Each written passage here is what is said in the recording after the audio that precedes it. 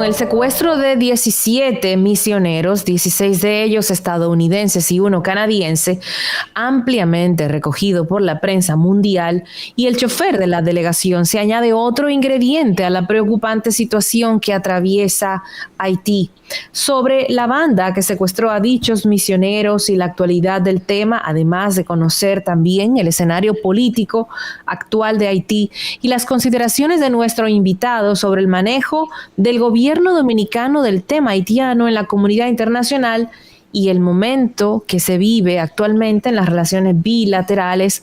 Estos tópicos vamos a abordarlos con el ex embajador haitiano en República Dominicana y presidente de la Fundación Chile, Edwin Paraison. Bienvenido a Esto No Tiene Nombre nuevamente, qué gusto tenerlo aquí. Muchísimas gracias, un placer estar con un elenco tan especial. Gracias, profesor. Pongamos en contexto qué pasa hoy en Haití. Creo que hay un llamado a huelga general. ¿Qué pasa políticamente y socialmente en Haití? Sí, bueno, ya saben que estamos en una situación caótica, una situación traumática para muchas familias.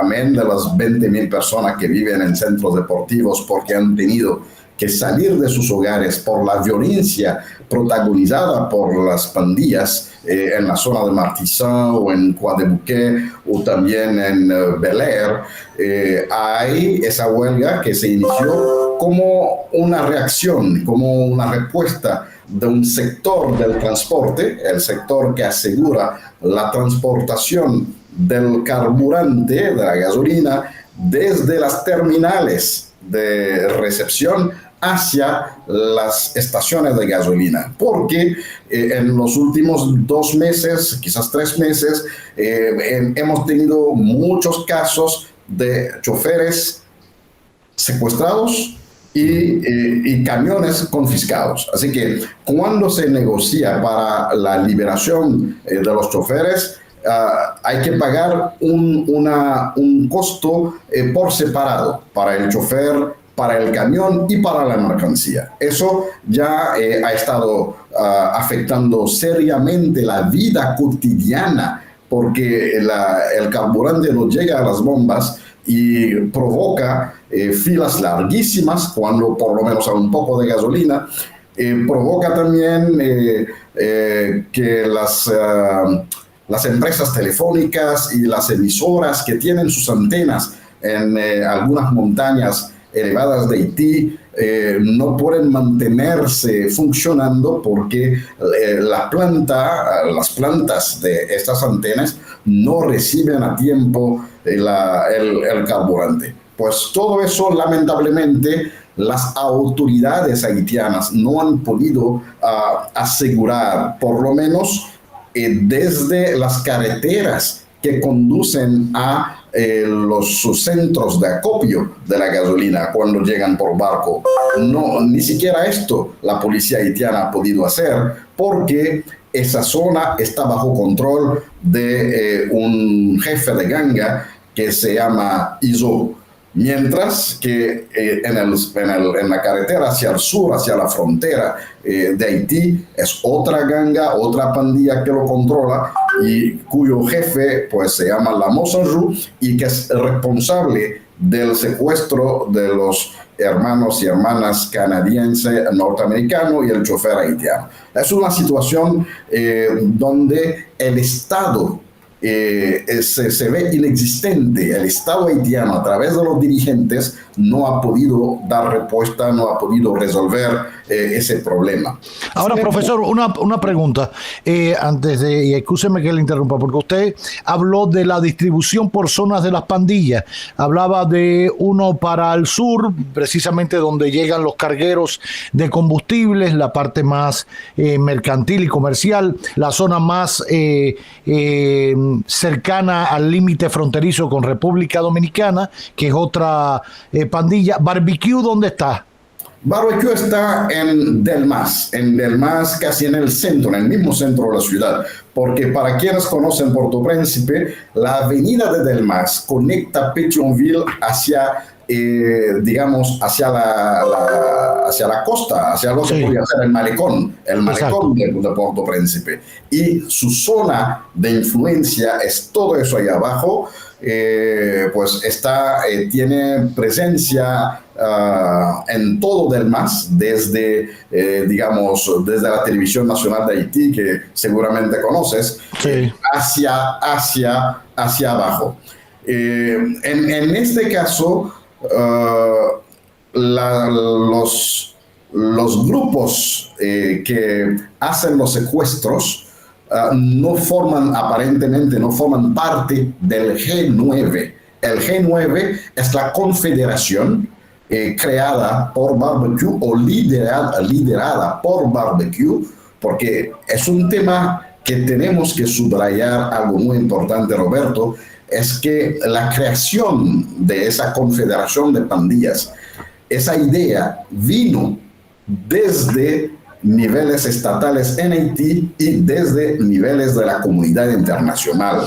Bueno, se especula que Jovenel Moïse, que en paz descanse, tuvo quizás un poco que ver con esa organización estructural del G9, que yo no sé si es cierto o no, pero ¿cuál era el principio para crear una confederación de pandillas? Sí, bueno, es que una idea un poco alocada, Claro. una idea un poco alocada era que pudiera ser una opción estratégica para poder controlar mejor las pandillas. Ponerlos todos juntos y así las autoridades los conocen y se podría iniciar un programa de desarme de las pandillas, pero lo cual fue totalmente lo contrario. Lo que sucedió a través de la confederación es robustecer su capacidad de accionar y hasta a tal punto que ahora mismo las pandillas desafían la autoridad del Estado de manera total. El primer ministro recientemente, la semana pasada, tuvo que salir huyendo de un acto. La caravana del primer ministro se dirigía hacia un acto en memoria del fundador de la patria, Jean-Jacques Dessalines, pero ahí estaba Barbecue con su banda esperando y comenzaron a hacer tiroteos que obligaron la seguridad del primer ministro a cambiar de ruta. No, de hecho, no le permitieron depositar una ofrenda floral a Dessalines. Quien la depositó fue Barbecue. Así es. Es una vergüenza nacional, es algo que nunca había sucedido y por eso, pues con razón decimos que Haití ha llegado al abismo. No hay precedente en esos casos. Hemos realmente llegado a un nivel más bajo que podríamos haber llegado en términos de ausencia de la autoridad del Estado. Pero, ante esta diga usted. Sí, pero todo esto no pudiera ser posible sin la tolerancia de algunos actores de la comunidad internacional. Porque por menos de ahí, han llegado en Haití para llevarse a un presidente electo. Claro. En el caso de Aristide. Entonces, y ahora es la misma comunidad internacional que aupa la creación de una confederación de pandillas. Por eso hablamos, ante el caos que estamos actualmente, de una corresponsabilidad. Es una corresponsabilidad tanto de nosotros como haitianos a través de nuestros dirigentes y como también de esos países y esos actores que son más influyentes en la vida cotidiana nuestra. A propósito de esa realidad, a propósito de lo que usted plantea de la indiferencia de muchos países respecto a la situación de Haití, República Dominicana ha ido de alguna manera con esta administración cambiando la manera de enfocar el tema. Recordemos que desde un inicio hubo un primer acercamiento, reunión entre el presidente Luis Abinader y el fenecido presidente Jovenel Moïse en una zona fronteriza. Vieron una serie de puntos donde estaba el tema medioambiental, tratando de tener un acercamiento, ir avanzando en medio de la compleja situación. Revitalizaron un poco la comisión bilateral entre ambos países, pero el tema ha sido llevado al plano internacional. El propio presidente Abinader lo puso sobre el tapete. Todos los presidentes en las Naciones Unidas, presidentes dominicanos, siempre hacen referencia al tema haitiano con respeto hasta ahora, reclamando solidaridad. El presidente Abinader no solo lo dejó claro y tácito en su discurso, sino que creó un grupo de trabajo con los presidentes de Panamá y Costa Rica, que entre otros temas esencialmente se han ocupado del tema haitiano, y llegó a un estadio superior en una reunión el pasado miércoles en Panamá, donde abordaron ya puntos concretos: desarme, inversión para la pequeña empresa, una serie de cosas, el tema medioambiental, para avanzar en buscarle una solución a Haití. En su opinión, ¿qué le parece esta propuesta del presidente Abinader y la posición de República Dominicana, que ha dicho, queremos ser parte de la solución, pero no nos las pueden echar toda encima a nosotros por ser vecinos, simple y llanamente?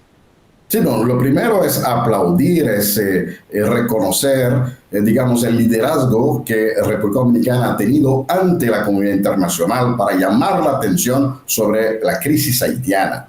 Eso entiendo que es correcto, es oportuno, casi obligatorio. Además de los resultados concretos, ya con esa alianza tripartita entre República Dominicana, Costa Rica y Panamá, de todos modos, hay lecturas distintas que se hacen, ¿no?, de esa iniciativa.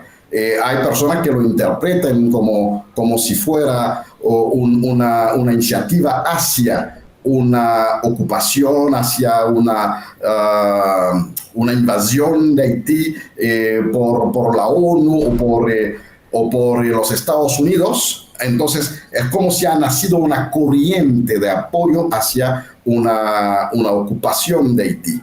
Y entiendo que nosotros en Haití lo vemos de manera muy distinta. Vemos la parte donde se ha logrado a través de esa iniciativa llamar la atención de la comunidad internacional para una mejor implicación de los actores de la comunidad internacional. Pero, ¿cuál podría ser un paso interesante que podría darse como seguimiento a esta iniciativa de los tres presidentes?